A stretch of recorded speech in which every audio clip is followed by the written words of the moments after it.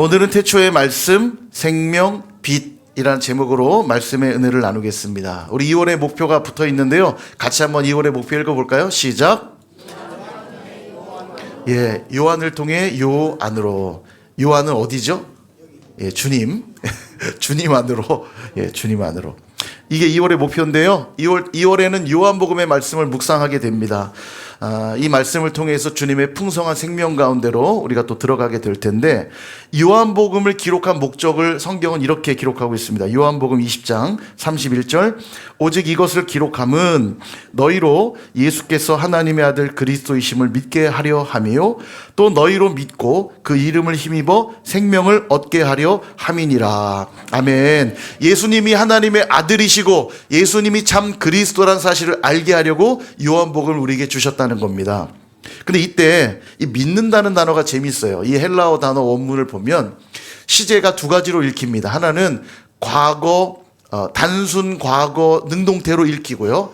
또 하나는 현재 능동태로 읽히거든요. 무슨 말인지 좀 어렵죠? 쉽게 설명드리면 과거 능동태, 과거 시제로 읽으면 단회적 믿음이 되는 겁니다. 과거에 일어났던 단회적 사건. 예를 들면 이런 거죠.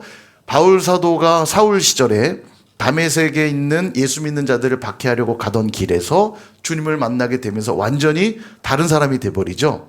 예, 이렇게 과거에 단회적으로 한번 일어났던 사건, 예, 그런 믿음을 말하는 것이고, 또 하나 능동태로 읽히는 것은, 현재 능동태로 읽히는 건 그 믿음이 과거의 단회적 사건으로 한번 끝나는 게 아니라 지금도 계속되어야 될 믿음이라는 의미로 읽힐 수 있다는 거예요. 그러니까 정리를 해보면, 우리가 흔히 왜 초신자들에게 제가 어떤 성경을 먼저 읽으면 좋습니까? 물어보면 우리가 요한복음부터 읽으세요 이렇게 많이 권하거든요. 그 이유는 아까 말씀드린 대로 불신자들이 이 복음을 통해서 예수 그리스도를 믿는 믿음 안에 들어오게 하는 성경이 요한복음이라는 걸 의미하고, 그러면 과거에 단회적으로 한번 믿었으니까 이제 끝이냐? 그게 아니라 회심한 자들도 이후에 계속해서 현재적인 산 믿음이 되기 위하여 지금도 계속 요한복음을 읽어야 된다는 걸 우리에게 가르쳐주고 있는 겁니다. 그런 의미에서 2월 한 달 요한복음을 통해서 주님의 요 안으로 들어오실 수 있기를 주님의 이름으로 축원합니다. 자, 요한복음은 예수님의 수제자였던 요한 사도를 통해 기록이 되었고요. 기록된 시기는 AD 90년경이었습니다. 이 AD 90년경의 의미가 있는 게 뭐냐면, AD 90년경에는 로마 황제에 의한 핍박이 가장 극심할 때였습니다. 그래서 이 요한 사도가 요한 계시록도 그때 썼고요. 요한 복음도 그때 기록을 했는데, 왜 기록했느냐? 이 말씀을 통해서 예수님만이 참 하나님의 아들이시고 참 그리스도란 사실을 기록해 둠으로써 당시에 박해가 극심하여서 믿음을 잃고 주님을 배교하는 일들이 많아지던 시대에 절대 믿음 잃지 말아라. 예수님만이 참 하나님이시고 예수님만이 참 그리스도란 사실을 분명하게 하기 위해서 믿음 잃지 말라고 이 말씀을 주고 있는 겁니다. 그래서 요한복음 전체적으로 어떤 내용들이 기록되어 있냐면 세 가지로 등분할 수 있어요. 하나는 예수님이 활동했던 내용들을 기록하고 있고, 두 번째는 예수님이 박해받았던 내용을 기록하고 있고, 세 번째는 그럼에도 불구하고 끝까지 담대하게 복음을 증거하고 계시는 예수님을 기록하고 있습니다. 그러니까 이 기록을 볼 때에 성도들이 굉장히 힘을 얻었겠죠. 예수님도 박해를 받았구나. 예수님도 믿음 잃지 않고 끝까지 그 복음을 붙들고 복음의 증인으로 사셨구나. 이거 확인하면서 위로를 받는 겁니다. 먼저 예수님이 누군지를 설명하는데 1절, 태초에 말씀이 계시니라. 이 말씀이 하나님과 함께 계셨으니 이 말씀은 곧 하나님이시니라. 아멘. 말씀이시래요, 그리스도가. 근데 이분은 태초부터 하나님과 함께 계셨대요. 그래서 3절, 만물이 그로 말미암아 지은 바 되었으니 지은 것이 하나도 그가 없이는 된 것이 없느니라. 아멘. 말씀이신 그리스도께서 뭘 하셨다고요? 천지를 창조하셨답니다. 여러분, 우리가 흔히 하나님이 말씀으로 세상을 창조했다 이렇게 표현하잖아요. 예, 그 얘기인 겁니다. 그리스도께서 말씀이신데 말씀이신 그리스도께서 세상을 창조하셨다는 거예요. 그러므로 세상의 재료는 뭡니까? 하나님의 말씀이 재료인 거예요. 말씀이. 그래서 성경이 말합니다. 천지는 없어질 수도 있지만 천지는 없어지려니와 내 말은, 하나님의 말씀은 1.1획도 없어지지 않고 다 이루게 될 것이다. 왜 점과 획을 얘기하냐면 히브리 형태를 보면 점 같은 게 많아요. 그러니까 이 점과 획은 결코 없어지지 않고 다 이룰 것이다. 이렇게 표현하고 있는 거예요. 그래서 누가 가장 지혜로운 자냐? 없어질 세상을 쫓는 자가 아니라 영원하신 하나님 말씀 붙들고 그 말씀에 순종하는 자가 지혜로운 자인 줄 믿습니다.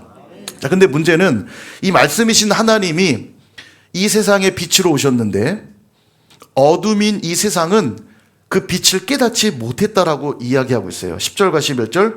그가 세상에 계셨으며 세상은 그로 말미암아 지은 바 되었으되 세상이 그를 알지 못하였고 자기 땅에 오매 자기 백성이 영접하지 아니하였으나. 이들은 메시아를 되게 고대했어요. 오랫동안 성경이 예언하고 있었기에 메시아가 곧 오리라 늘 갈망했는데 정작 메시아가 왔는데 백성들이 그 메시아를 영접하지 않았다는 겁니다. 어떻게 그럴 수 있죠? 여러분, 빛을 비추었는데 여전히 어둠이 머물러 있는 걸 본 적이 있습니까? 빛을 비추었는데 여전히 깜깜한 걸 본 적이 있으세요? 빛을 비추면 당연히 밝아지는 게 정상입니다. 그죠?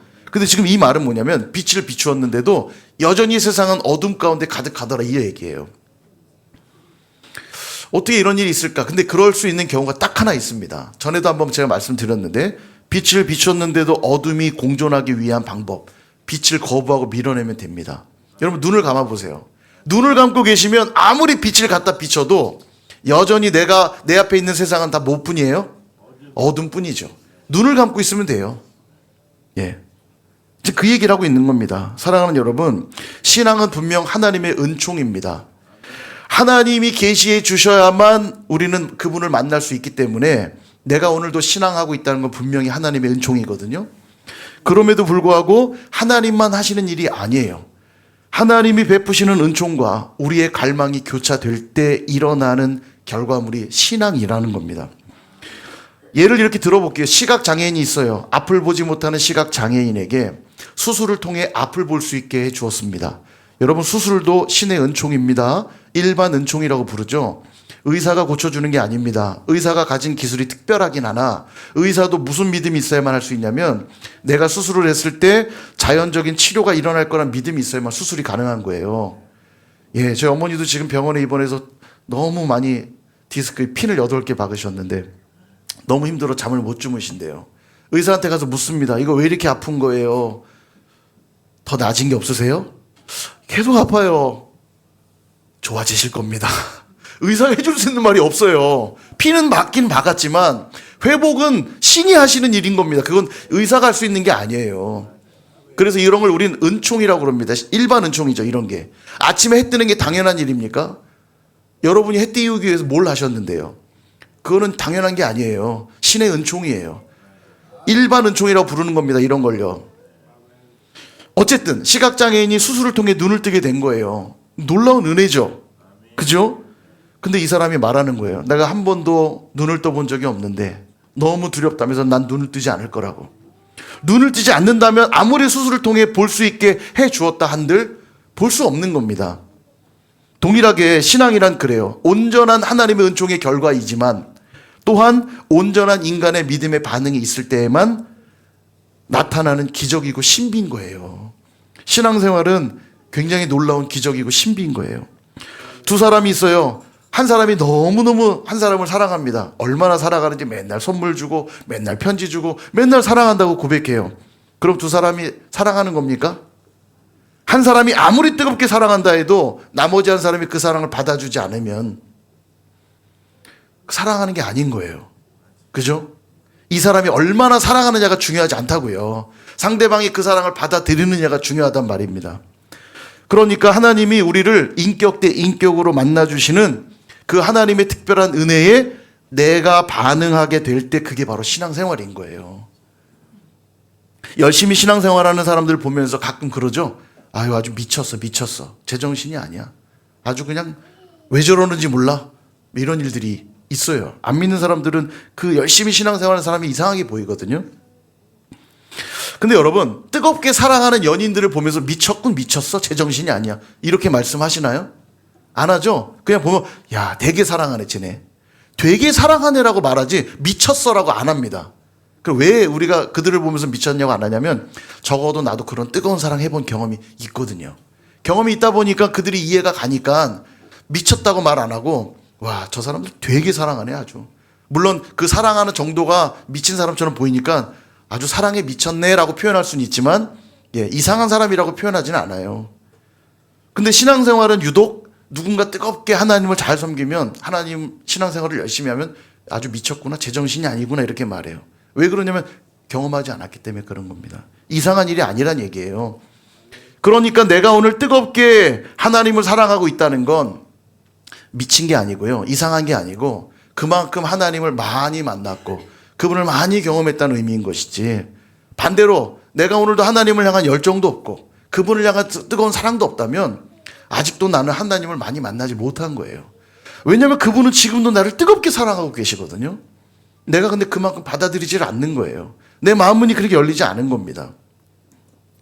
그래서 신앙생활이 기적이고 은총이에요. 내가 그분을 더 많이 알아간다는 게 은혜인 거고 그분을 더 사랑한다는 게 기적이에요. 그러므로 빛 대신 주님이 우리 삶 가운데 찾아오실 때 우리가 꼭 해야 될 일이 있습니다. 바로 12절인데 같이 한번 읽어보겠습니다. 시작. 영접하는 자, 아멘. 빛이신 그리스도를 영접하는 일이래요. 말하자면 이겁니다. 내가 너를 사랑한다고 말할 때 그 사랑을 그냥 받아들이기만 하면 된다는 얘기예요. 수술을 마치고 완전히 회복된 것을 믿고 눈을 뜨는 일을 하라는 것이고, 빛을 비춰줄 때 빛을 보지 않겠다고 가리고 있던 내 두 손을 치우는 일을 하라는 거예요.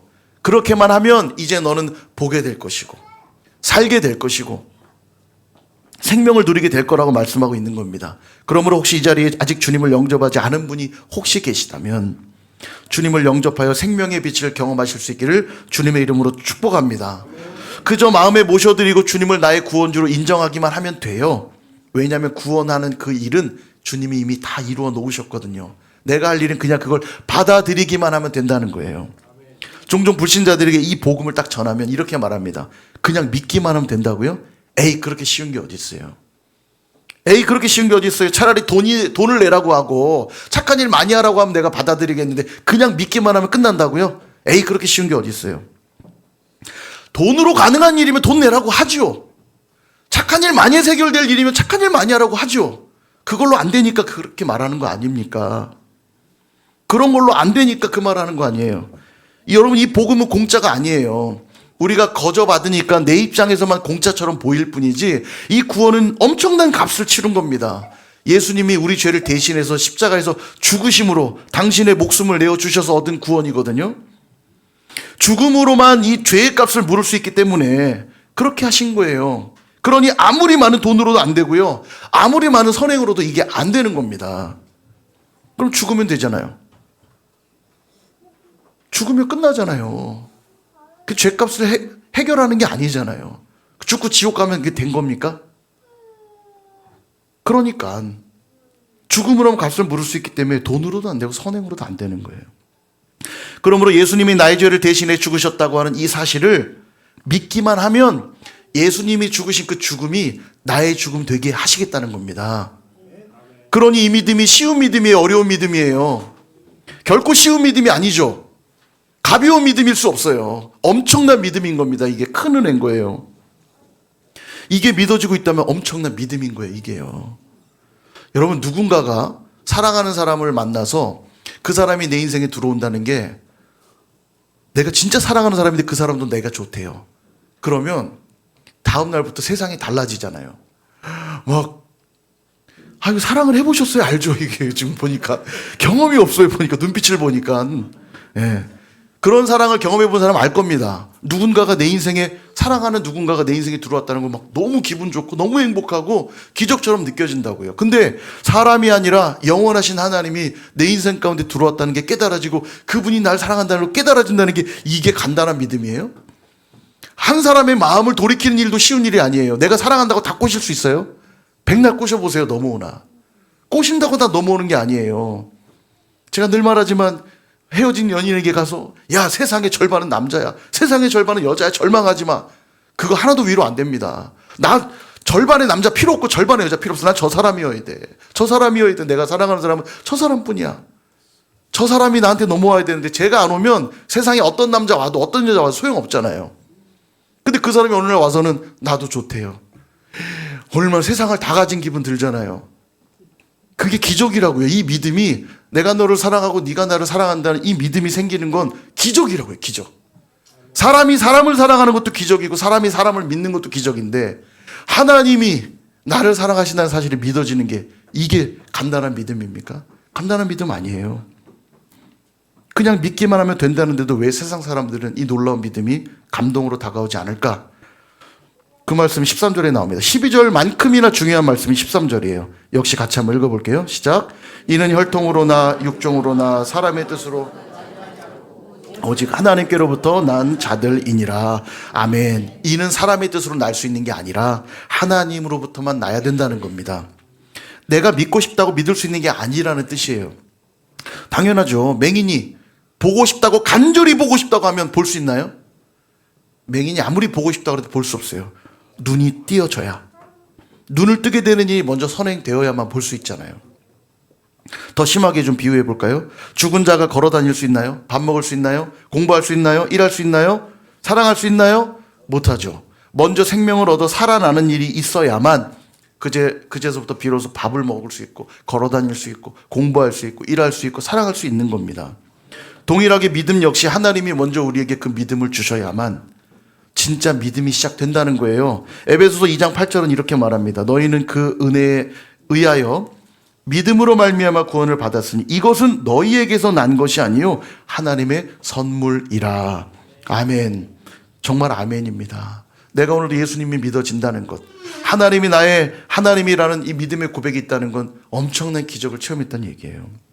감동이고 기적이라고요. 그 말은 영적으로 죽었던 내가 살아났다는 뜻일 것이고, 앞을 전혀 보지 못하던 내가 앞을 볼 수 있게 되었다는 뜻이기 때문입니다. 그러니까 감동이잖아요. 기적이잖아요. 그러니 이 믿음 가진 자들은 당연히 예수님을 영접할 수밖에 없고, 그래서 이제 그분을 예배하는 게 기쁨이고, 그분께 기도하는 것이 즐거움이고, 그분의 이름으로 행하는 모든 일들이 감동이고 행복인 거예요. 예수님 제대로 만난 사람들을 보세요. 그 사람들은 죽상이지 않습니다. 힘든 일이 없단 뜻이 아니에요. 힘든 일이 있는데도 죽상으로 살지 않아요. 그보다 더 놀라운 기적과 감동이 내 안에 있기 때문에 늘 기쁨이 있고 감사가 있고 평안이 있는 겁니다. 나는 이미 기적을 체험한 자요, 감동 먹은 자거든요. 14절 보세요. 말씀이 육신이 되어 우리 가운데 거하심에 우리가 그의 영광을 보니 아버지의 독생자의 영광이요 은혜와 진리가 충만하더라. 아멘. 태초부터 계셨던 말씀이신 그 그리스도께서 저 하늘 저 멀리 어떤 저 멀 공간에만 계신 분이 아니라 육신을 입고 우리 가운데 오셨대요. 그래서 우리 이걸 성육신이라고 하죠. 성육신 하셨다는 거예요. 여러분, 말씀이신 그 하나님을 이제 직접 뵐 수 있게 되었으니 얼마나 놀라운 일이고 얼마나 큰 감동입니까? TV를 통해서 내가 좋아하는 연예인을 보죠. 연예인이 막 나오면 연예인을 보면서 친구처럼 막 편하게 얘기해. 쟤 뭐 어쩌고 저렇고, 쟤 저번에 뭐 저런 일이 있었대, 저런 일이 있었고, 최근에 뭐 이런 일도 있었대, 친구처럼 막 얘기합니다. 그러다 어느 날 그 연예인을 실물 영접하면 어떨까요? 우리 청소년들 어떻겠어요? 행복해요. 행복하겠죠. 얼마나 행복해. 연예인 보려고 일부러 콘서트도 막 찾아가는 거 아닙니까? 근데 콘서트도 멀리서만 보는 건데 가까이서 실물 영접해서 말을 걸어요. 잘 있었어? 어때요? 예, 설레서 죽을 지경이라고 그러죠. 맞습니다. 저게 정답이에요. 여러분, 평생 들어왔던 메시아임에도 실제로 그분이 오셔서 실물 영접하게 된다는 건 완전 다른 차원의 문제인 겁니다. 그럼 우리는 어떻게 주님을 만나는가? 태초부터 계셨던 말씀이라고 했죠. 예, 말씀을 통해서 우리는 그리스도를 만나는 거예요. 그리스도는 말씀이시거든요. 오늘도 말씀을 통해서 그리스도를 만나실 수 있기를 주님의 이름으로 축원합니다. 17절 보세요. 율법은 모세로 말미암아 주어진 것이요 은혜와 진리는 예수 그리스도로 말미암아 온 것이라. 아멘. 여러분이 말씀을 펴서 그 말씀을 읽고 그 말씀을 묵상할 때 그 말씀 속에서 걸어 나오시는 그리스도를 만나게 되는 것이고, 그 안에서 은혜와 진리를 경험하게 될 거라고 말씀하고 있는 거예요. 그러므로 말씀 없이도 나는 하나님을 만날 수 있다고 말하는 건 다 거짓말입니다. 왜냐하면 하나님은 당신을 말씀을 통해서만 계시해 주셨거든요. 그래서 말씀을 배제하고 우리는 하나님을 만날 수가 없어요. 소망하기는 2월 한 달 요한복음을 제대로 묵상하면서 이 요한을 통해 요 안으로 들어오시는 그 풍성한 은혜가 가득하시기를 축복합니다. 그래서 이를 위해 세 가지 적용만 하고 마칠게요. 첫 번째, 요한복음을 읽을 때 이 세 가지를 꼭 기억하십시오. 첫 번째는 가난한 심령입니다. 성경의 수많은 인물들은 다 어떻게 주님을 만났냐면 주님을 만나고자 하는 그 절박함 속에 만났어요. 삭개오를 보세요. 키가 작았어요. 사람들이 막 예수님 만나려고 무리로 모여 있으니까 예수님이 보이지 않으니까 돌 무화과 나무 위로 올라가서 주님을 바라보았어요. 그러자 주님이 저 멀리서 삭개오야 내려오라. 그의 그 절박한 마음 보시고 만나주시죠. 앞을 보지 못했던 맹인 바디메오가 다윗의 자손 예수여, 나사렛 예수여, 나를 불쌍히 여기소서. 그래도 반응이 없자 더 큰 소리로 예수여, 목이 터져라 부르짖자. 주님이 그를 만나주셨고 눈을 뜨게 하셨죠. 중풍병 걸리는 환자가 주님을 보고 싶었어요. 그러나 중풍병 때문에 갈 수 없자 4명의 친구가 그를 들고 예수님을 만나러 갑니다. 가보니까 이미 그 집에 사람이 너무 많아요. 들어갈 수 없는 그 엄청난 장애를 극복하기 위해 지붕으로 올라갑니다. 지붕을 막 뜯어요. 흙으로 만든 지붕이었기 때문에 막 손으로 했는지 뭘로 했는지 몰라요. 막 박박 긁어냈을 겁니다. 예수님 머리 위로 막 흙이 떨어졌겠죠. 상관없어요. 지금 주님을 만나는 게 난 더 중요하거든요. 다 긁어내고 그 구멍으로 중풍병 친구를 달아내립니다. 그 믿음을 보고 주님이 그의 죄도 사해 주셨지만 그 병도 고쳐주신 이야기가 성경에 나오죠. 제가 이런 얘기를 지금 이 시간에 다 드린다고 치면 아마 오늘 여러분 점심 못 드실 거예요. 너무 많아요. 그런 얘기는. 수많은 사람들이 주님을 만났는데 그 이야기는 전부 다 주님을 보고자 하는 그 갈망, 그 가난한 심령이 있었단 말이죠. 주님이 공식 석상에서 행하셨던 첫 번째 설교가 이 팔복 설교인데 팔복의 가장 첫 번째 메시지는 이것이었습니다. 마태복음 5장 3절 심령이 가난한 자는 복이 있나니 천국이 그들의 것임이요. 아멘. 이게 첫 번째 복음이에요. 심령이 가난한 자가 주님을 만나게 되니 당연히 그들에게 뭐가 주어져요? 천국이 주어지는 거예요. 천국이요. 아무리 빛을 비춰주어도 내 눈을 닫고 내 마음을 닫고 있다면 우리는 그 빛을 볼 수 없기 때문에 우리에게 필요한 게 있대요. 가난한 심령, 간절한 목마름, 그게 있을 때 주님을 만나게 될 거라고 이야기하고 있습니다. 그러므로 여러분 매 순간마다 주님을 간절히 찾고 구하는 저와 여러분 되기를 축원합니다. 두 번째 적용점은 영접입니다. 저는 옛날에 영접했는데요. 그렇게 대답하실 분도 있을 거예요. 그럼 다시 묻고 싶어요. 그럼 지금은요? 처음에 설명드렸죠. 우리의 믿음은 단회적인 믿음도 있지만 현재 진행 중인 산 믿음도 있어야 된다고 말씀을 드렸어요. 그럼 영접이 뭐냐? 우리가 흔히 영접이라고 하면 집안에 모셔드리는 것만 떠올리지만 사전적인 영접의 의미는 모셔드리어 극진히 대접하다 이런 뜻이에요. 그러니까 영접이라 하면 모셔드린 다음에 대접하는 것까지가 영접인데 손님을 잘 모셔드리고는 우리 집은 안방이 제일 좋은 곳입니다. 안방에 잠깐 들어가 계세요. 거기에 나오시면 안 돼요. 필요하면 제가 음식도 넣어드리고 다 할 거니까 꼼짝 말고 방 안에만 있어요. 이건 영접입니까? 아닙니까? 이건 영접일 수 없죠. 안방이라는 감옥에 넣어놓은 거 아닙니까? 집안에 모셔드리기까지는 했는데 이 손님 때문에 귀찮거든요. 내가 하고 싶을 때만 음식을 차릴 수 있게 그냥 방 안에 들어가 있으세요. 내가 주고 싶을 때 음식 주면 되고 당신이 뭐 필요한 거 있다고 생각될 때만 줄 테니까 그냥 조용히 안방에 계세요. 이건 영접이 아니죠. 영접은 극진히 대접하는 것까지니까. 근데 그렇게 신앙생활하는 분들이 있습니다. 주일은 주님이 주인인 것 같이 보이는데 나머지 6일은 내가 주인되어 그냥 산단 말이에요. 여러분 우리가 왜 주일 성수를 강조하죠? 주일이 중요한 날이기 때문이 아닙니다. 여러분 만약 여러분 날이 중요하다면 여러분 안식일을 지키셔야 돼요. 토요일이 안식일이거든요. 주일 지키면 안 돼요. 그럼 벌써 율법을 어긴 거 아닙니까? 안식일을 거룩히 지키라고 했잖아요. 이거 강조하는 하나님의 교회죠. 우리는 주일을 지키는 이유는 그 날이 중요해서가 아니에요. 그 의미, 영적인 의미가 중요하기 때문입니다. 주일 성수의 의미는 뭐냐면 여러분 그날만 중요하다고 자꾸 생각하니까 그날만 신자처럼 살고 나머지는 안 신자처럼 사는 거 아닙니까? 주일 성수의 의미는 뭐냐? 이번 한 주도 주님 뜻대로 살겠다는 신앙 고백이에요. 일주일의 첫날이 우리에겐 주일이고 이 첫날을 주님께 드리면서 내가 나머지 6일도 주님과 동행하며 살게요 라는 신앙 고백인 거예요. 자동차에 기름을 가득 채우는 이유는 뭡니까? 가득 채워야 뭐 든든하니까 채우는 겁니까? 채우는 이유는 여기저기 다니려고 채우는 거잖아요. 기름을. 동일하게 마찬가지로 주일에 우리가 예배를 드리고 하나님의 은혜를 갈망하는 이유는 하나님이 베풀어 주신 이 은혜로만 내가 한 주를 살겠습니다. 하나님의 은혜에 의탁해서 내가 살겠습니다라고 다짐하는 거예요. 그 고백 드리는 겁니다. 그런데도 우린 뭐라고 하냐면 주님 주일만 말씀하시고요.